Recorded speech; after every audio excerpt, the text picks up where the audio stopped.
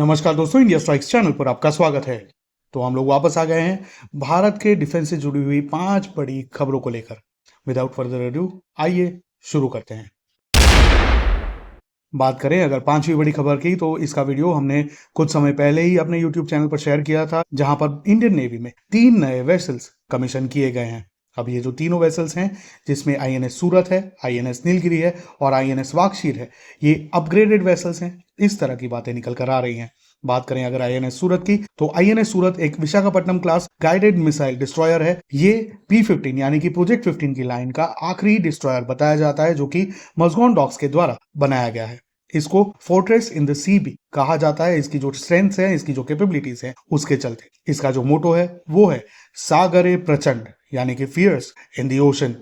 दूसरा जो वेसल है वो है आईएनएस नीलगिरी, जो कि एक Nilgiri class stealth guided missile frigate है, जिसको भी मज़गाओं डॉक्स के द्वारा बनाया गया है।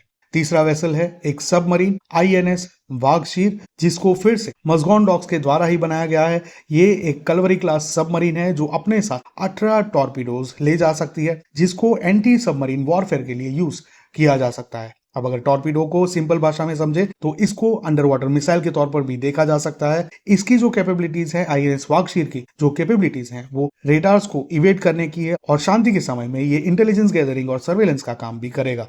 तो इसी प्रकार से 3 नए वेसल्स इंडियन नेवी में जोड़ दिए गए हैं और तीनों वेसल्स अपग्रेडेड बताए जाते हैं। अब ज्यादा डिटेल्स में जाएंगे तो बहुत ही टेक्निकल हो जाएगा, तो उसी के चलते इसको सिंपल टर्म्स में अगर समराइज करें, तो पीएम नरेंद्र मोदी के द्वारा 3 अपग्रेडेड वेसल्स इंडियन नेवी में कमीशन किए गए हैं। एक डिस्ट्रॉयर, एक फ्रिगेट और एक सबमरीन, जो कि वेस्टर्न फ्लीट में ऐड होंगे और उसकी जो क्षमता है, उसकी जो स्ट्रेंथ है, उसको कई गुना अधिक बढ़ा देंगे। तो ये थी 5वीं बड़ी खबर इंडियन डिफेंस से जुड़ी हुई। चलते हैं चौथी बड़ी खबर के ऊपर। बात करें अगर चौथी बड़ी खबर के बारे में, तो पिछला जो डिफेंस से रिलेटेड वीडियो था, जो लास्ट संडे हमने शेयर किया था, उसमें हमने बात की थी अस्त्रा MK3 के बारे में, जो डीआरडीओ के द्वारा डेवलप किया जा रहा है, एक नया वर्जन अस्त्रा का। उसी तरह से यहाँ पर पिनाका का भी एक और वर्जन डेवलप किया जा रहा है। अब पिनाका के जो पहले 2 वर्जन थे वो भी सक्सेसफुल थे, तो आप सोच रहे होंगे कि तीसरा वर्जन डेवलप करने की क्या जरूरत थी। तो तीसरा वर्जन डेवलप करने की जरूरत इसलिए पड़ी कि जो दूसरा वर्जन, जो लेटेस्ट वर्जन था पिनाका का, उसकी जो रेंज थी वो तकरीबन 60 से 75 किलोमीटर के बीच की बताई जा रही थी। अब उससे ज्यादा की रेंज के लिए रशियन स्मर्च को परचेज किया गया था इंडियन आर्मी के द्वारा, जिसकी रेंज तकरीबन 90 किलोमीटर के आसपास बताई जा रही है। तो उसी रेंज को एक्सीड करने के लिए और आत्मनिर्भर भारत को बूस्ट देते हुए ARD, जो कि DRDO के अंडर में आता है, उसने पिनाका की रेंज को एक्सटेंड करने पर काम पिछले साल से ही शुरू कर दिया था। अब आप सोच रहे होंगे कि अगर पिछले साल से शुरू कर दिया था, तो इस बार हम इस साल में इसकी बात क्यों कर रहे हैं। तो रिसेंटली भारत के जो चीफ ऑफ आर्मी स्टाफ हैं, जनरल उपेंद्र द्विवेदी जी, उन्होंने अपनी जो रीसेंट प्रेस कॉन्फ्रेंस थी, उसमें इसको परचेज करने के पीछे की मंशा जताई है। सुनिए उन्होंने क्या कहा। पिनाका की बात करें, पिनाका इसमें भी वही सोच विचार आ रहा है कि अगर इसका एम्यूनिशन हमें बढ़ी हुई रेंजेस दे सकता है, तो क्या जो हम ऑल्टरनेट देख रहे थे उस ऑल्टरनेट की जरूरत है। हम अभी हाई एक्सप्लोसिव प्री फ्रेगमेंटेड जो हमने एम्यूनिशन जिसका हम अभी साइन करने जा रहे हैं तकरीबन 6000 करोड़ का, और एरिया डिनायल म्यूनिशन जो हम साइन करने जा रहे हैं करीब 4500 करोड़ का। तो जैसे ही हमारे ये एम्यूनिशन में बढ़ोतरी होगी और हमें रेंज अच्छी मिलेगी, हो सकता है जो हमारे बाकी लॉन्ग रेंज वेपन्स हैं हम उनको ड्रॉप करके इसमें कंसंट्रेशन करें। तो एग्जैक्ट कितने हम रेज करना चाहेंगे, शायद मैं अभी उसको ना कहूं और उसको भविष्य के लिए छोड़। तो इसी प्रकार से भारतीय सेना पिनाका MK3 को लेने के लिए तैयार है, अगर उसकी रेंज बढ़ती है, जो कि मेन टारगेट है उसका। साथ ही में ये जो नया वर्जन आएगा, उसमें ये भी बताया जा रहा है कि सैटेलाइट गाइडेंस सिस्टम का उपयोग किया जाएगा, ताकि और भी प्रिसीजन से मार किया जा सके। तो इसी प्रकार से पिनाका का एक और वर्जन आ रहा है, जो कि खास करके बाहर के देशों के ऊपर डिपेंडेंसी भारत की कम कर देगा। ये Indian indigenously developed, design and manufactured product है, जिसके बारे में हमने इंडिया सुपर वेपन्स की एक वीडियो में बताया था। उसकी छोटी सी क्लिप देखिए। तो एक जो पिनाका कैरियर होता है, जो कि ओरिजिनली टेट्रा ट्रक्स को मॉडिफाई करके बनाया गया है, जो कि चेक रिपब्लिक में मैन्युफैक्चर होती हैं, उनके ऊपर 2 पॉड्स लगाए जाते हैं और हर एक पॉड में 6 मिसाइल्स लोड की गई होती है। तो इसी के चलते एक इंडिविजुअल सिस्टम जो टेट्रा ट्रक है, जो इसको कैरी कर रहा है, वो अपने साथ 12 हाई एक्सप्लोसिव रॉकेट्स लेकर चलता है, और ये सभी इन साल्वो फायर करने के लिए कैपेबल हैं। तो इसी तरह से इसको सिर्फ इंडिविजुअली फायर करने के लिए ही नहीं बल्कि मल्टीपल रॉकेट सिंगल टाइम में फायर करने के लिए भी एफिशिएंट बनाया गया है। और ये जो 12 हाई एक्सप्लोसिव रॉकेट्स हैं वो 1 मिनट से भी कम के टाइम यानी कि सिर्फ 48 सेकंड्स के अंदर सभी 12 रॉकेट्स फायर हो सकते हैं। ये वीडियो अगर पूरा देखना है तो उसकी लिंक हम लोग डिस्क्रिप्शन में डाल देंगे ताकि आप लोग वहां पर जाकर देख सके कि पिनाका क्या है और किस तरह से वर्क करता है। तो ये थी चौथी बड़ी खबर इंडियन डिफेंस से जुड़ी हुई। आइए चलते हैं तीसरी बड़ी खबर के ऊपर। अब अगर बात करें तीसरी बड़ी खबर की तो वो आ रही है कर्नाटका के चल्लाकेरे से। चल्लाकेरे एक ऐसी जगह है जहां पर कई सारे क्रूशियल एस्टेब्लिशमेंट्स हैं, जैसे कि इसरो का एक एस्टेब्लिशमेंट है, डीआरडीओ का एस्टेब्लिशमेंट है, इंडियन इंस्टीट्यूट ऑफ साइंस है और साथ ही में भाभा एटॉमिक रिसर्च सेंटर भी उपस्थित है।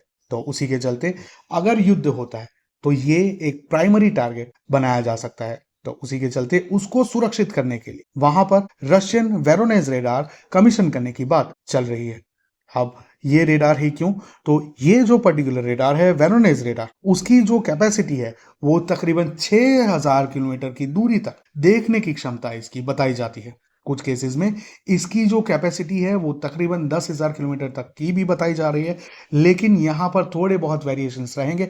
तो उसी के चलते जो बातें निकल कर आ रही हैं उसमें 6000 किलोमीटर की रेंज इसकी बताई जा रही है, जितनी दूरी तक वो देख सकता है और ऑब्जेक्ट्स को आइडेंटिफाई करके जो भारत का डिफेंस है उसको समय रहते अलर्ट कर सकता है। अब अगर 6000 किलोमीटर को ज्योग्राफिकल सेंस में देखें तो पाकिस्तान के जो भी एक्सट्रीम बॉर्डर हैं, चाहे वो तजिकिस्तान से लगता हो, अफगानिस्तान से लगता हो या ईरान से लगता हो, उन सभी को कवर करता है। साथ ही में अगर नॉर्थ ईस्ट में देखें तो वो तकरीबन पूरे चाइना को कवर कर सकता है। अगर अफ्रीका की साइड देखें तो तकरीबन सूडान के वेस्टर्न पार्ट वो पूरा रीजन कवर कर सकता है और माडागास्कर के सदर्न टिप तक का जो रीजन है उसको कवर कर सकता है। दूसरी तरफ अगर साउथ ईस्ट की बात करें तो नॉर्थ वेस्ट ऑस्ट्रेलिया का भारत से जो सबसे नजदीकी रीजन है वहां तक उसकी नजर जा सकती है। तो इसी के चलते ये बहुत ही दूरी से आते हुए मिसाइल्स, एयरक्राफ्ट्स और अलग अलग ऑब्जेक्ट्स को आइडेंटिफाई करके जो भारत का डिफेंस है उसको एडवांस में अलर्ट भेज सकता है।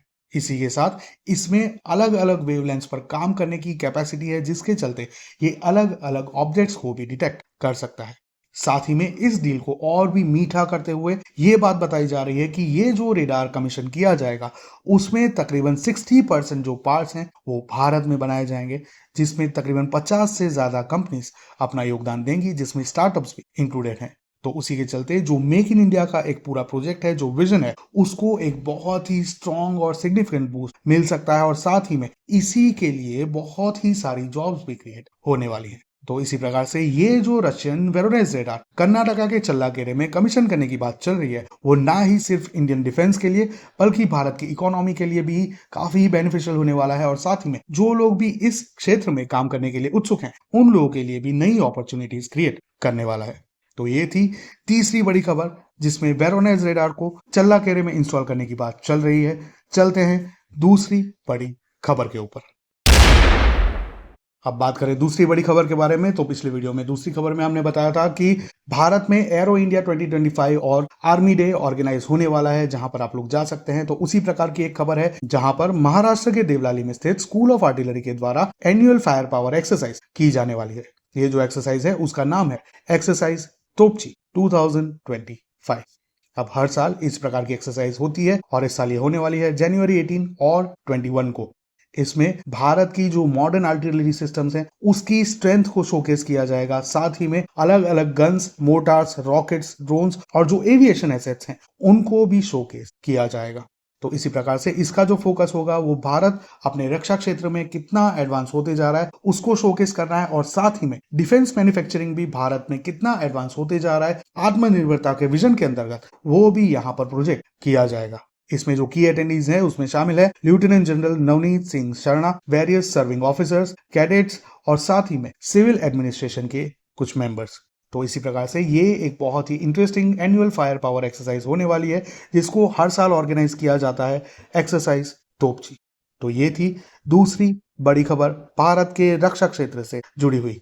पहली खबर पर जाने से पहले वीडियो को लाइक करें, चैनल को सब्सक्राइब करें। साथ ही में आपको ये वीडियो कैसा लगा, आपको ये फॉर्मेट कैसा लगा, क्या आप ये जो खबरें देख रहे हैं इसके बारे में अवेयर थे, ये हमारे साथ कमेंट में जरूर साझा करें और क्या हम कुछ मिस कर रहे हैं वो भी हमें कमेंट में जरूर बताएं। आइए चलते हैं पहली बड़ी खबर के ऊपर। अब बात करें पहली बड़ी खबर के बारे में, तो पिछले हफ्ते में हमने बताया था कि इंडोनेशिया और इंडिया के बीच में ब्रह्मोस को लेकर डील होने जा रही है, वो एडवांस लेवल तक पहुंच चुकी है। तो उसके ऊपर जो अपडेट्स आ रहे हैं वो कुछ इस प्रकार से हैं कि डील तकरीबन फाइनल हो चुकी है, सिर्फ उसका ऑफिशियल डिक्लेरेशन बाकी है, लेकिन फिर भी हम लोग उसके लिए वेट करेंगे।